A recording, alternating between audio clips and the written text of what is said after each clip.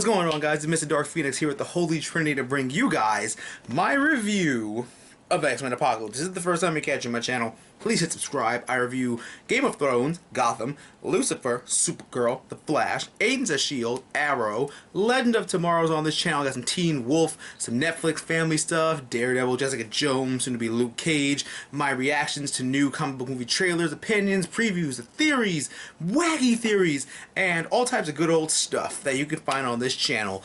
If this is the first time you're catching my channel, this is going to be a spoiler review. So if you haven't seen X-Men Apocalypse yet, come back when you have. And if you have seen it, let's jump on in to this movie because we have got some stuff to talk about with this shit right here. Let's jump right on in. Okay.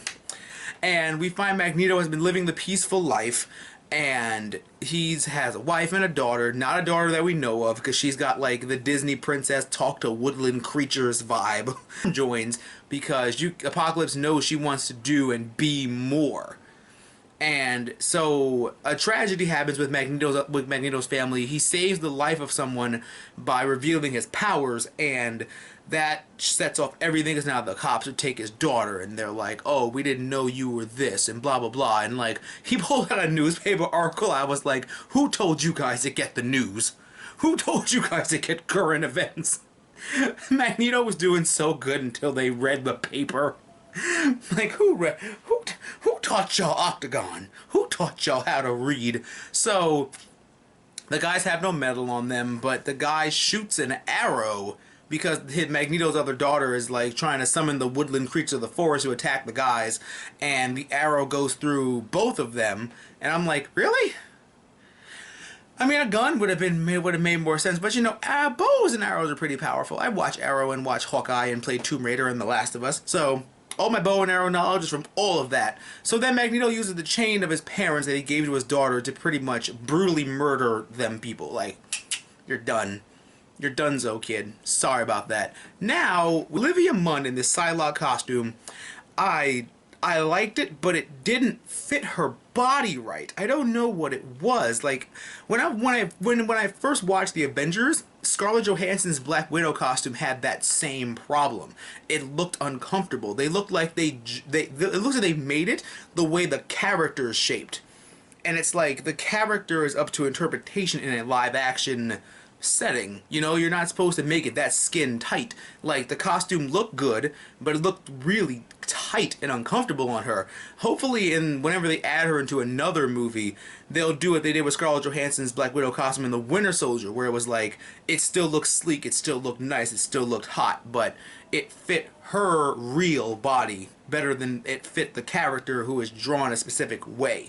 But Archangel gets his powers and we're off. Charles talks to Magneto. He's like, "I know you're more than this, you're better than this, we can do more." He was like, "I tried it your way." Michael Fassbender, by the way, really is the person to play Magneto besides Ian McKellen, because he is like with that pain, and he was like, "I tried it your way." And I was like, well, you can't fault this man for trying it this way. Now we meet the kids.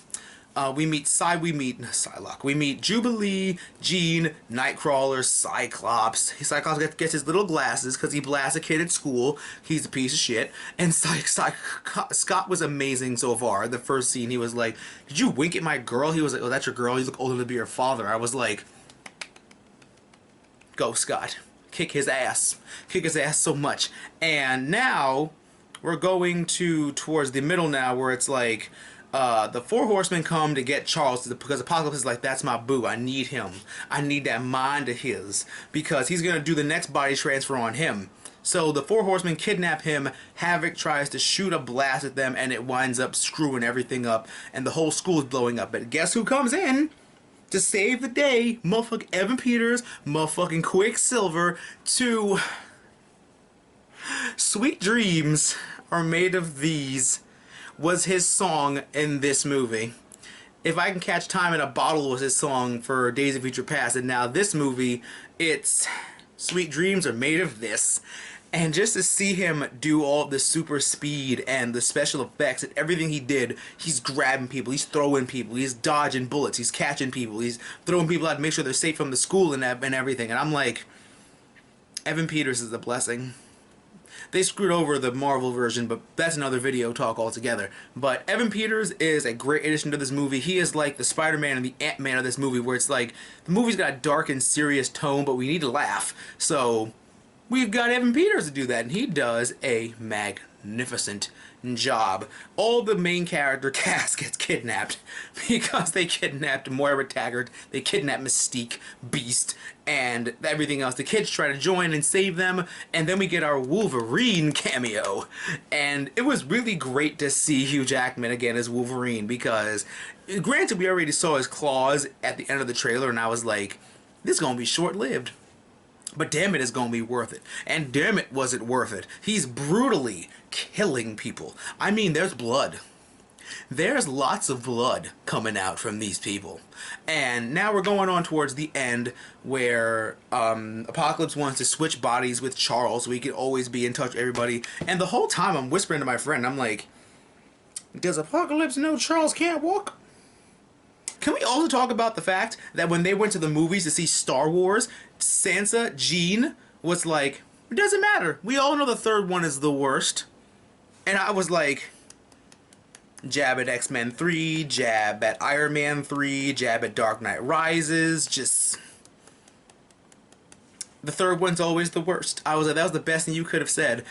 My new name for Charles in this movie was Hot Wheels, because he was doing fucking tricks on that wheelchair. He like moving backwards and shit. I'm like, excuse me. Someone's played Need for Speed, wheelchair drift. And when he first met Moira and he was like, is that your son? Does he have a husband? Do you have a husband? She's like, not anymore. Good.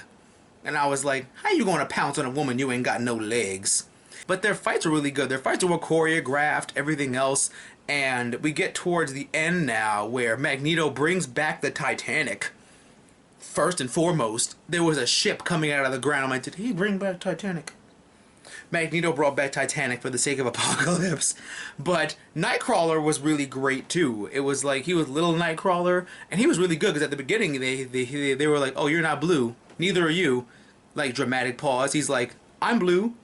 And I'm like, aw, you're such a kid.